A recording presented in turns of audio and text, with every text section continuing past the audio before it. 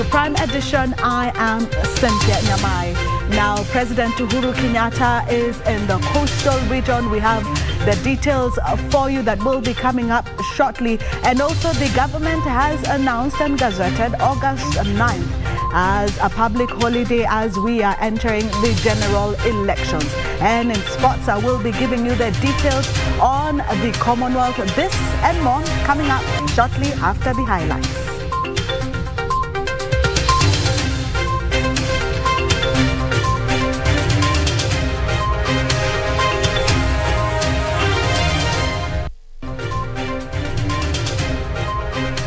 Tunataka watu waaminifu, watu ambao tutaweza kutembea na wao kwa njia ya amani, watu ambao haja yao ni mwananchi, sio sifa. President Uhuru Kenyatta launches the Makupa Bridge and Kipevu Oil Terminal 2 multi-billion shilling project in Mombasa. Vote hunting forays. UDA presidential candidate William Ruto returns to the coast as Azimio's Raila Odinga consolidates his base in Kisumu. And it's 100 years in jail for the director of a children's home in Nairobi for defiling 4 minors.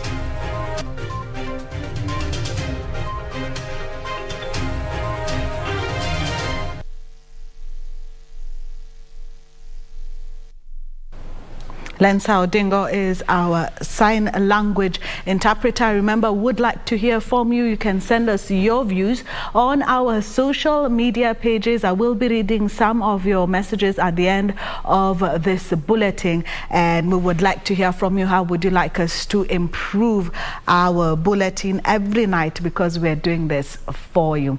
Now, President Uhuru Kenyatta on Thursday launched a 4.5 billion shilling Makupa Bridge that is expected to ease traffic in and out of Mombasa's central business district. The president said the launch marks a historic moment for the coastal city of Mombasa as it restores the city to its island status. The 93-year-old Makupa Causeway, which was built by the British colonial administration, separated the waters that surrounded Mombasa Island into Chuda Creek to the east and Portrees Creek to the west. President Kenyatta said the bridge hindered free movement of water and marine life, deteriorating the marine ecosystem. The head of state also said the bridge will ease the movement of goods and people between the island and the mainland and further strengthen Mombasa's position as the most favorable port for imports and exports in the East African region. Daraja ambaye itatusaidia kwa usafirizaji sasa wa mizigo, wananchi. Nyote nyinyi wa Jomvu mnajua msongamano ulikuwa hapa, si ni kweli? Si mnajua? Sasa hiyo ni historia. Hiyo sasa ni historia.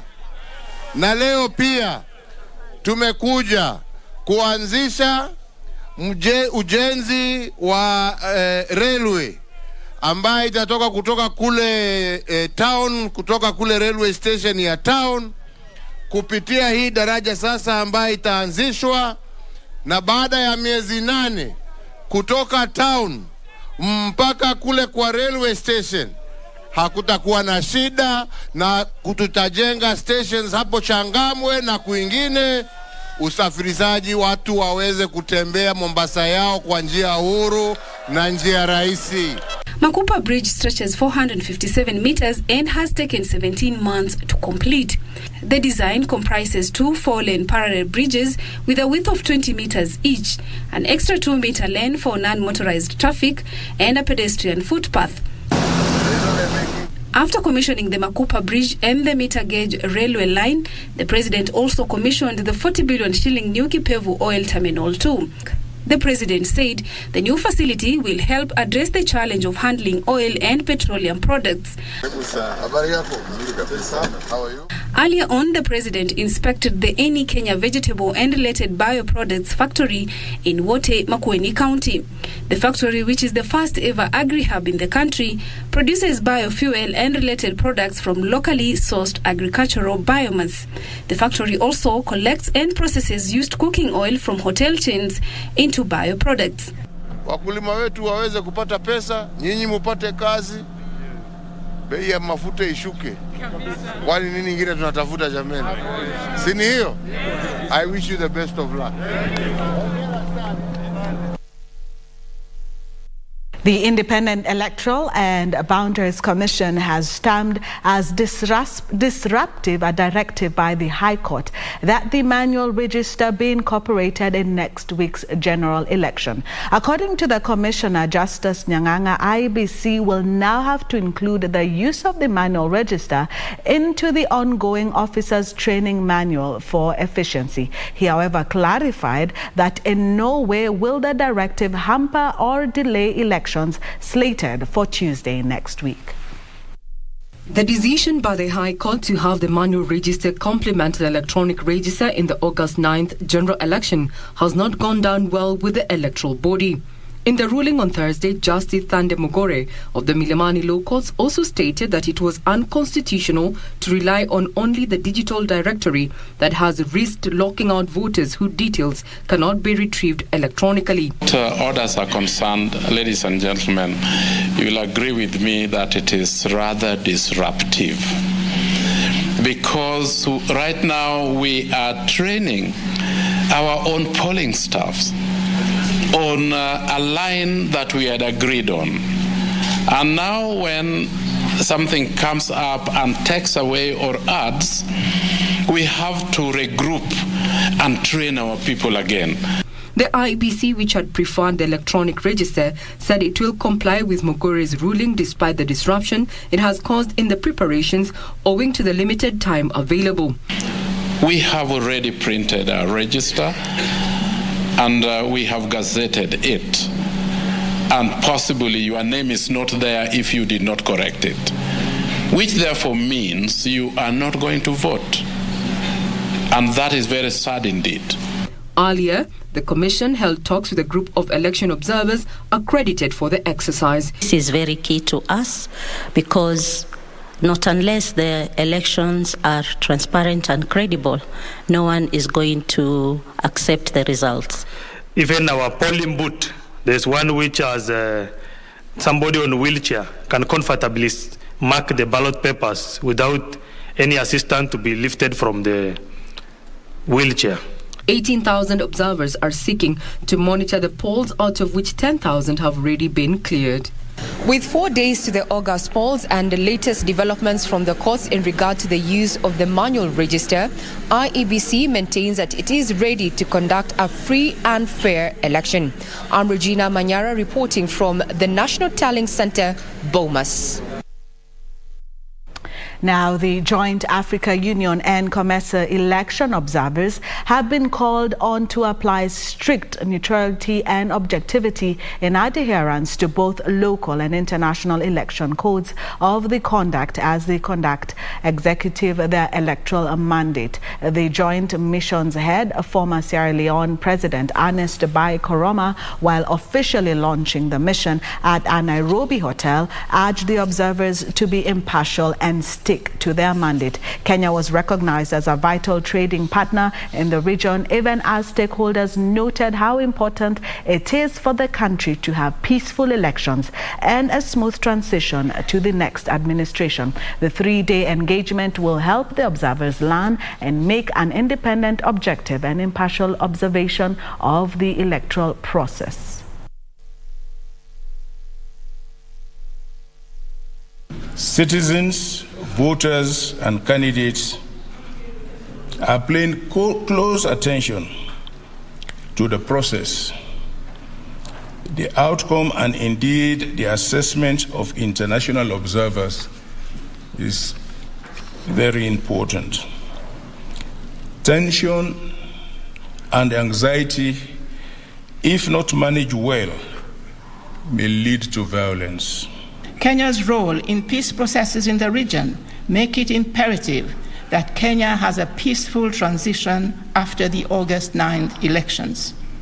The importance of Kenya is not just recognized by COMESA and the AU, but also by the broader international community, as is evidenced by the record number of former presidents that have been deployed to lead the many missions that will be observing this election. The government has declared Tuesday, the August 9, 2022, a public holiday. In a Gazette notice, Interior and Coordination of National Government, Dr. Fred Matiang'i said the holiday will allow citizens to participate in the 2022 general elections.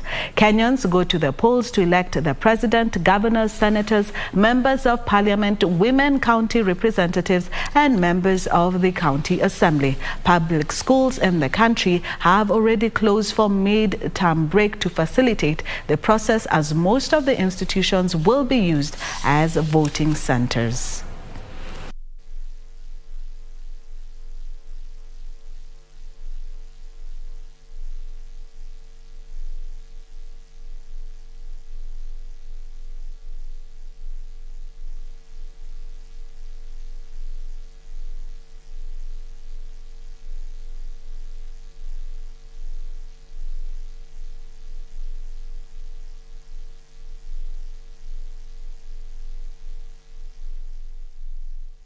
Well, it's time for a break, but when we come back, a former children's home director imprisoned received a sentence today for 100 years.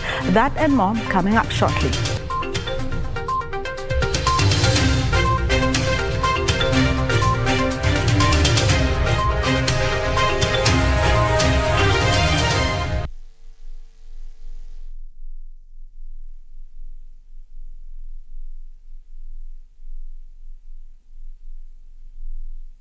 Pata ulimi na mafikira kama sikiza tune kwenye simu yako, bonyeza *811 *815 #. Hey, my friend, ulimi ni kama msumari na mafikira ni kama nyundo. Hizo vitu mbili zikishikana, zinaweza jenga ama zinaweza bomoa. Haki na sita tafadhali. Hebu fikiria hiyo kitu nataka kuniambia kabla nishike hii simu. Kama unataka kunibomoa, toa hiyo simu kwa masikio. Unaona hiyo kitu ya red?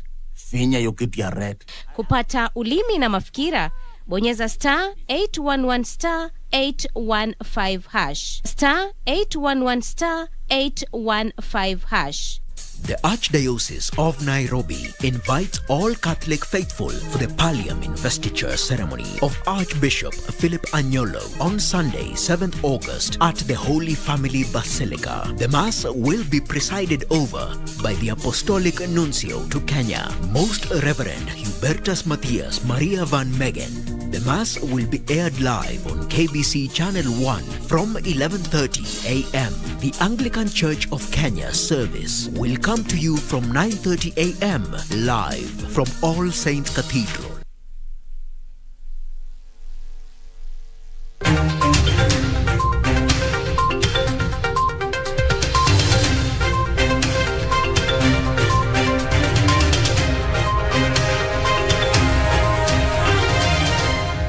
Welcome back. Now, Stephen Nzuki, a director of a children's home, has been jailed for 100 years for defilement. Nzuki was accused of defiling 4 children and was found guilty of all the 4 counts. Nzuki, who was the director of Scream Africa's children's home within Utawala area of Nairobi, is said to have committed the acts for a period of 6 years before his arrest.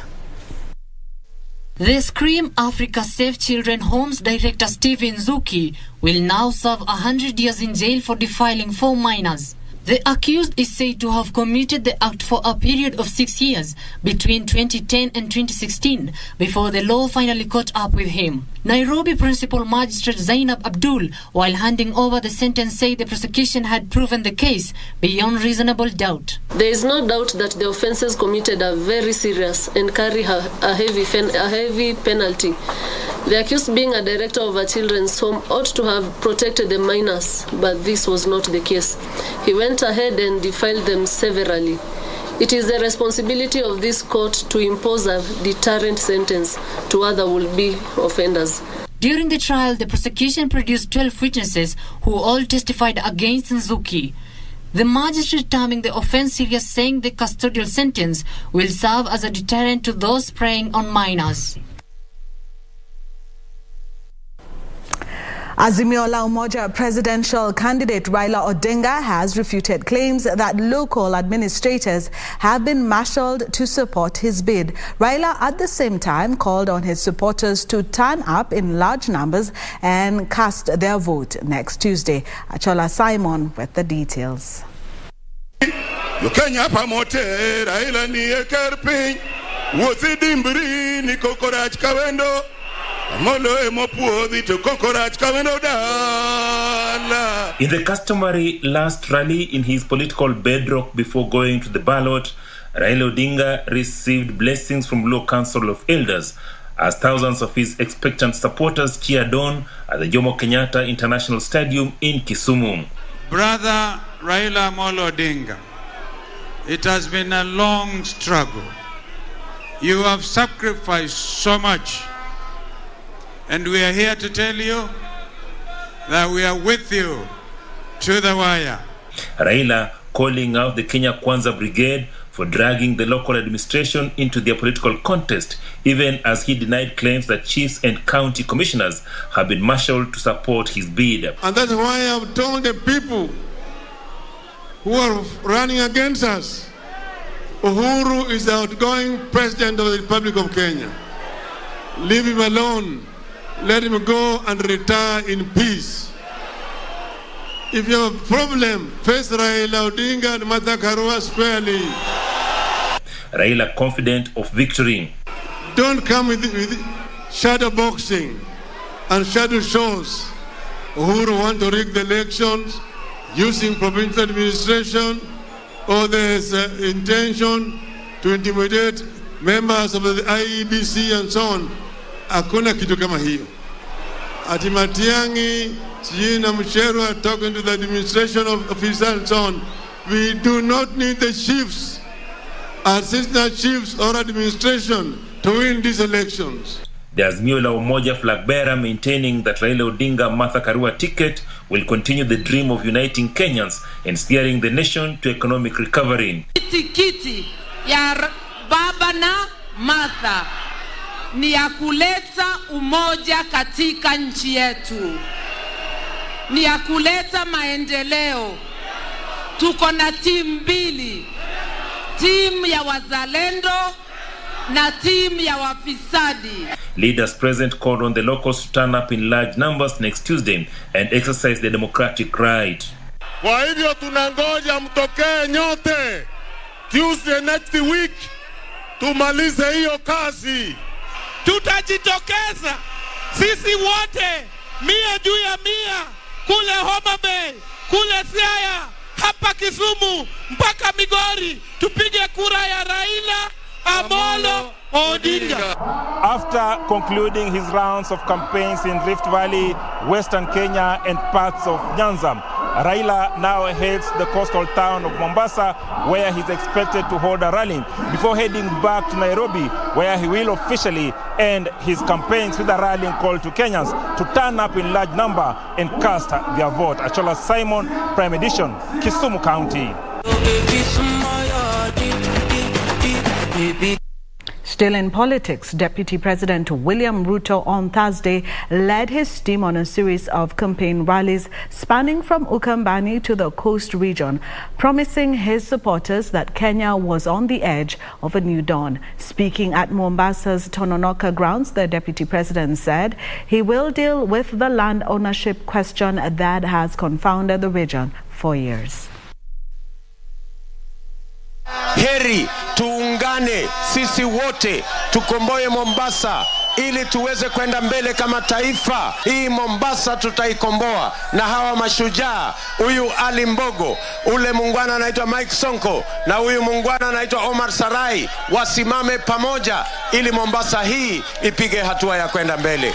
Tarehe 9 William Ruto akuwe president, na hapa Kenya Kwanza tunataka mupatie candidates wetu wa Kenya Kwanza wote, kwa sababu tunataka tuwe na team ambayo sera zetu za uchumi zitaangaliwa kule bungeni na zitaangaliwa kwa county government. Tutahakikisha uongozi unatolewa na wananchi wazalendo wa Kenya, wachague rais ambaye wanataka. Na Makueni mnanisikia? Kaiti mnasikia? The United Democratic Movement Party will now hold its final rally at Nyayo Stadium in Nairobi after High Court Judge Justice Joseph Segon suspended implementation of the Sports Kenya order barring them from using the venue this Saturday. Sport Kenya had written to UDA saying the venue will not be available to the party as it had been booked for peace concerts between August 5th and August 7th, a move that saw UDA moved to court to challenge the decision. United Democratic Alliance can now proceed with its plans for its final campaign rally on Saturday on 6th August at Nyayo Stadium in Nairobi after the High Court quashed the decision by the Sports Kenya to reserve the stadium for peace concerts. In the directive suspending the implementation of Sports Kenya decision to bar UDA party from using the venue, High Court Judge Joseph Segon also ordered police officers at Langata Division to ensure compliance of the court order. It doesn't matter how many places they lock us out of. As you are aware, we have paid for Nyayo Stadium on Saturday. We have a contract already signed between us and Nyayo Stadium. They tried to manipulate that contract. The court has said we should have the meeting in Nyayo Stadium. We are preparing to have the meeting in Nyayo Stadium. And if they lock us out of Nyayo Stadium, we will still have a meeting at Nyayo Stadium. The same way we had a meeting in Buhungu Stadium. Meanwhile, Deputy President William Ruto is accusing a section of government officials of plotting to sabotage his possible presidential win in next week's general election. Ruto, who spoke in Karen, claimed his opponents have sensed defeat and have hatched a plot to edge him out. At the same time, the Deputy President condemned the arrest of 8 suspects believed to be behind the circulation of hateful leaflets in the Rift Valley region and called for proper investigation. Our competitors must understand that it is too late for them to do anything about this election. It is too late, simply too late. It doesn't matter how many opinion polls they do. They can do it every hour if they wish. This is a section of Kikuyu Council of Elders led by their Secretary General James Nene accused Deputy President of hypocrisy in his quest to lead the country. Wazee sisi tunapata ripoti nyingi sana za yale mambo ambayo yanatekelezwa na yale mambo ambayo yanaonekana. Kwa hivyo tuko na macho na tuko na masikio. Hebu tuyaseme yale ambayo ni ya ukweli. For Prime Edition, I'm Gladys Mungai.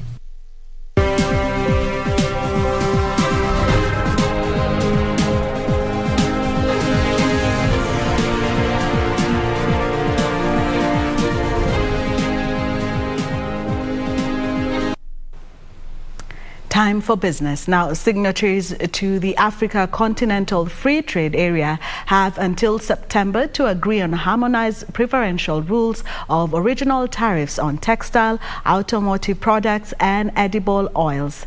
This and more coming up on the Corporate Briefs.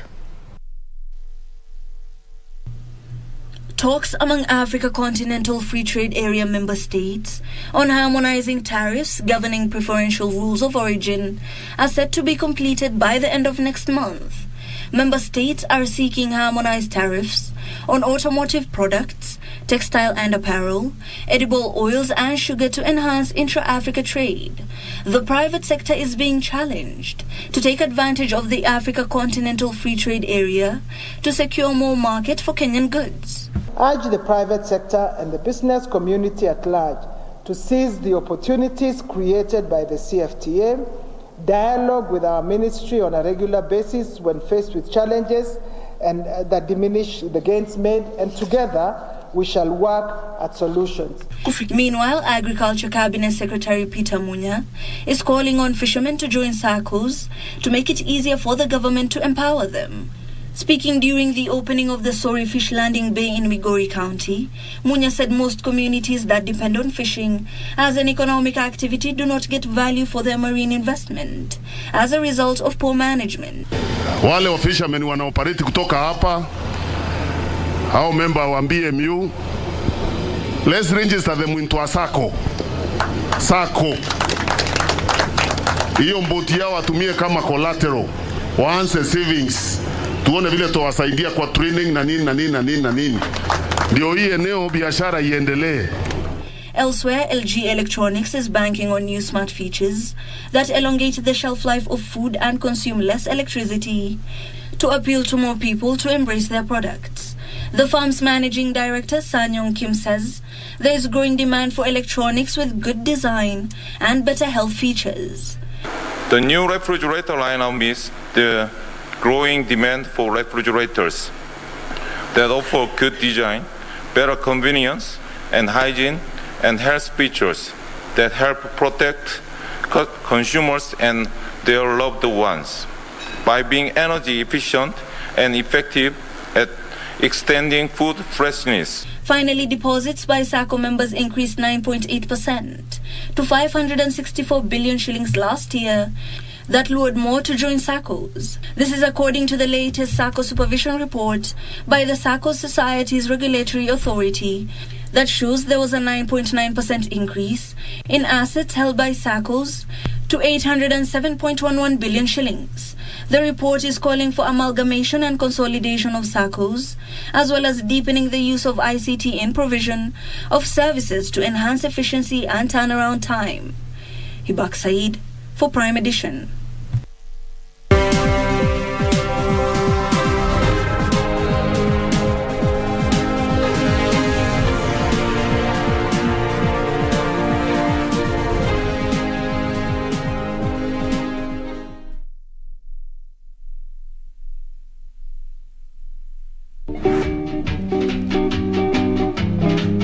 Alikuwa amesponsoriwa na sponyo wake huyu. Huyu ndio sponyo. Shida yako ni bwana yako hakukuja home. Si ndio? Sinda yangu hata kubwa ni kwa sababu hakupiga kura. Tukaweka mkipara kama huyu kwa kiti. Na hatukutaka mtu kama huyu akuwe kwa kiti. Majina ambayo iko kwa kitabu. Wewe kama wimbo. Wewe mzee, unataka nikufungie huku ndani? Wako haya. Ya pepi kai. Wewe. Na unacheka. Unaona kama tuko kwenye mchezo hapa. You are a socialite. Ninaomba dunia isimame nisuke. Kama kuna watu kama hawa, wacheni nisuke tu.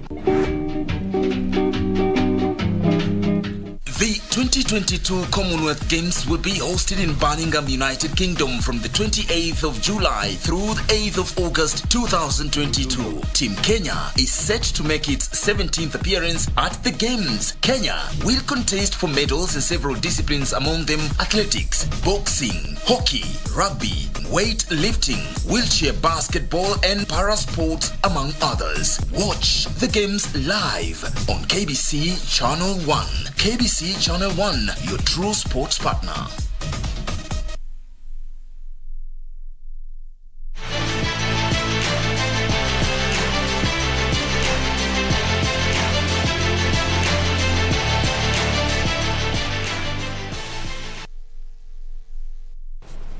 Time for sports. Now, Kenya won her first 100 meters gold medal in 60 years at the Commonwealth Games last night after Africa record holder Ferdinand Omanyala clocked 10.02 seconds to emerge victorious at the Alexander Stadium in Birmingham, United Kingdom. Our reporter Isaac Lemola has the details.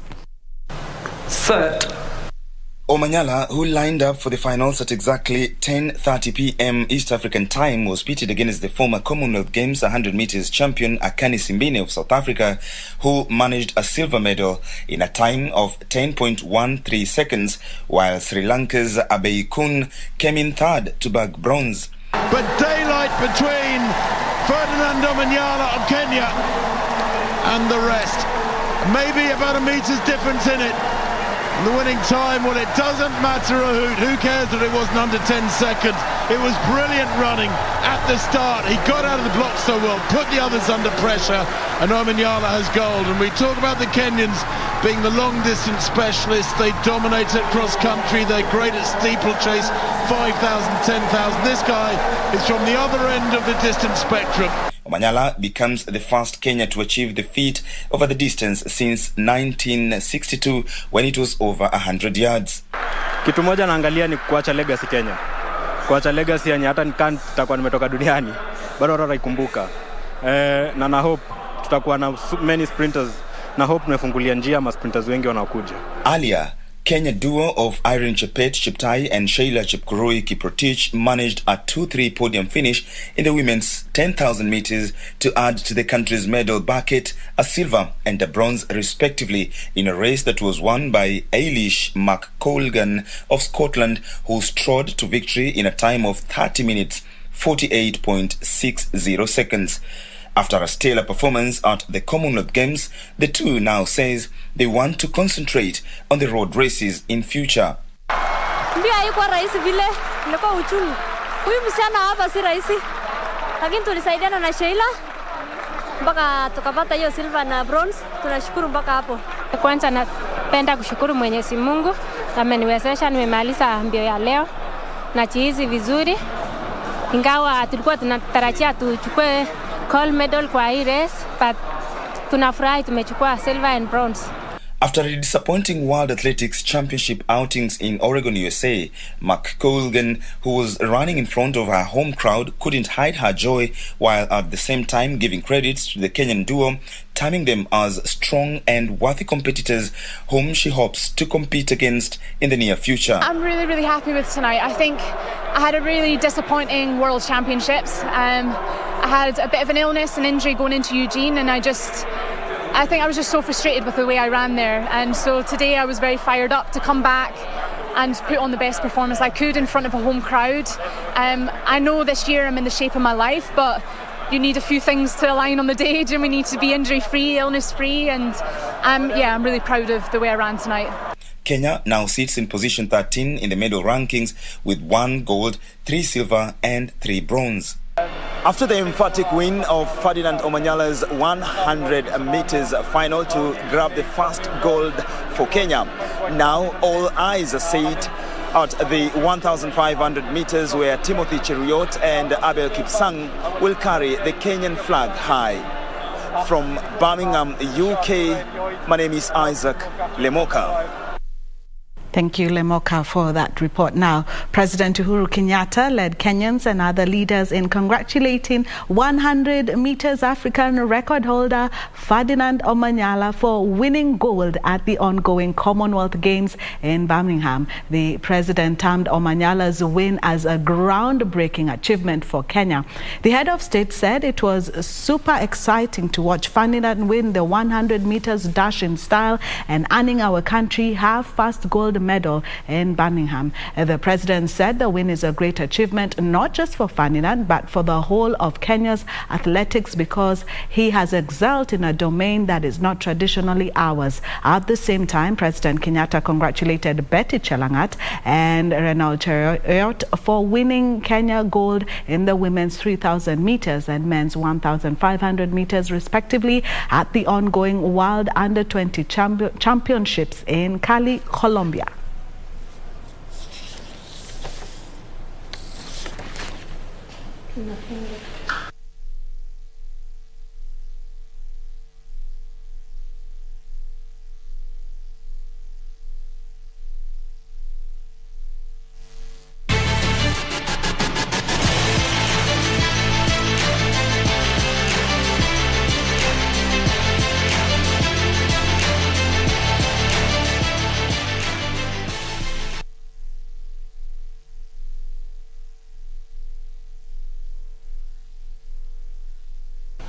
Well, that's it from me and the rest of the team. I do want to wish you a good night, but shortly after this, we will take you straight to the Commonwealth Games. Do have a good night and enjoy yourself.